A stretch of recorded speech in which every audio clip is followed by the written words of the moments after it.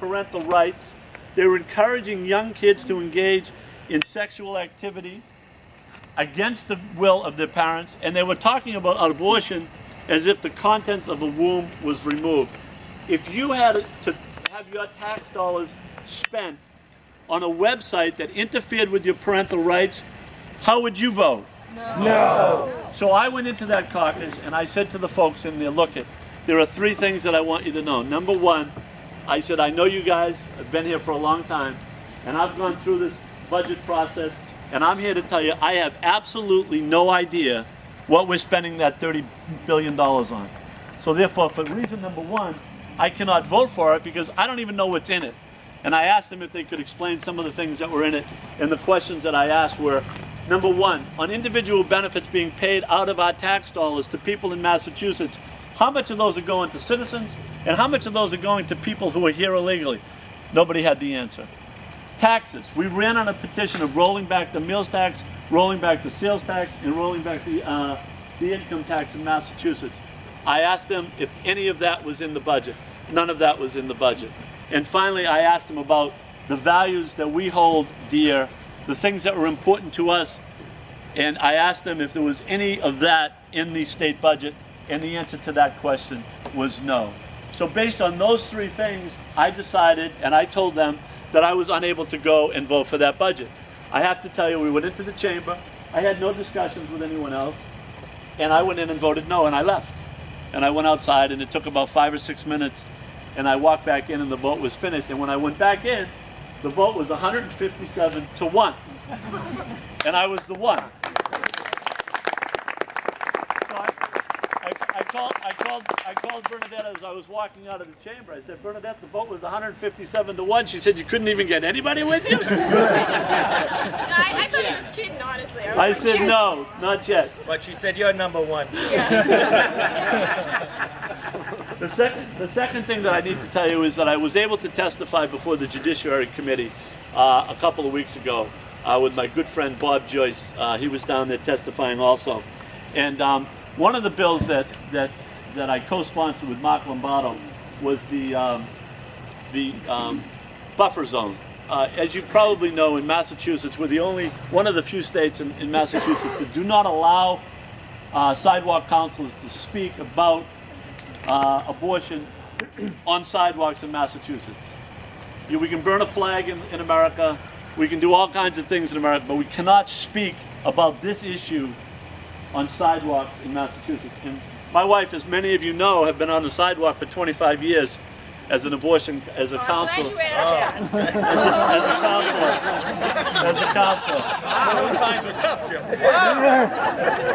As I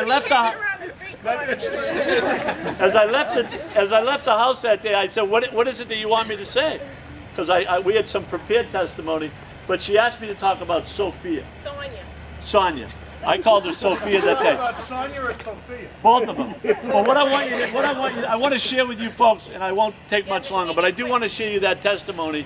So for me, it was a very important day because, as I said, Bernadette and her grandmothers, as I referred to Jane Finn and Connie. No, not my grandmothers, the grandmothers.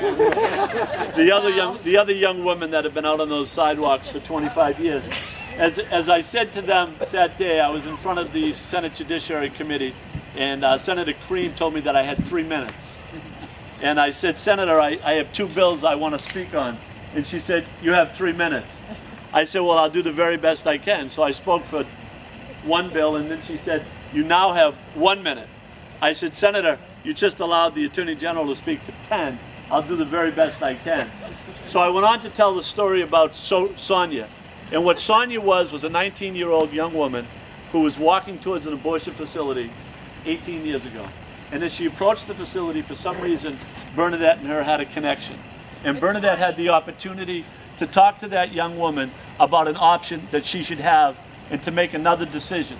That young woman made, and this is the testimony that I was telling the judiciary, this young woman made a decision to turn around and go back. That young woman went forward and had that child, and these grandmothers and my wife helped that young woman through the first 4 or 5 years of the birth, of Sonia's birth. 8 years later, we got a picture in the mail. on Christmas Eve. And the picture was of the young little girl who is now 8 years old. Now remember, I'm sitting in front of this Judiciary Committee, and I can see these Democrats are just daggers coming at me. And they're looking at me, but they were really, really paying attention to the story. Who knows what kind of impact we're going to have with some of these people, but they were really listening to the story about this young woman. So in any event, this picture was a picture of the young girl, 8 years old, who the mother said was now the queen of the house. So I want you to know I took great pride in the fact that I was able to go into the State House on Beacon Hill and stand up for the grandmothers and my wife who've been out there for 25 years preaching about the options that young women should have in our society. And in Massachusetts, we should have the right to be able to stand on sidewalks and talk about the things that we want to talk about without interference from government. So I want you to know there's a real challenge on Beacon Hill. I am really convinced that there's a window of opportunity to move this state in a direction fiscally and also socially. But we have to attack it in a very profound manner. We cannot, my wife tells me to shut up now, so she said you've had enough. You have 1 minute. And in July, we are coming out with a proposal that is going to change the direction of state spending. It's not that we don't have enough money in Massachusetts, it's how we're spending our money. And we're going to take that money and try to give it back to the local cities and towns in property tax relief, and try to take some of the pressure that's on the cities and towns now and shift it away from the taxpayers in Massachusetts. But I wouldn't be able to be on Beacon Hill to have your voices heard if it wasn't for nights like tonight and for all the help that every one of you gave me in the last 2 years.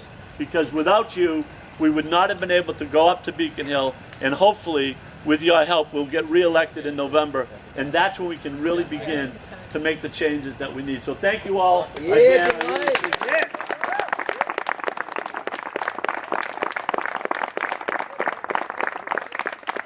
Thank you folks. Enjoy the rest of the night. And Glennon knows we stay late here.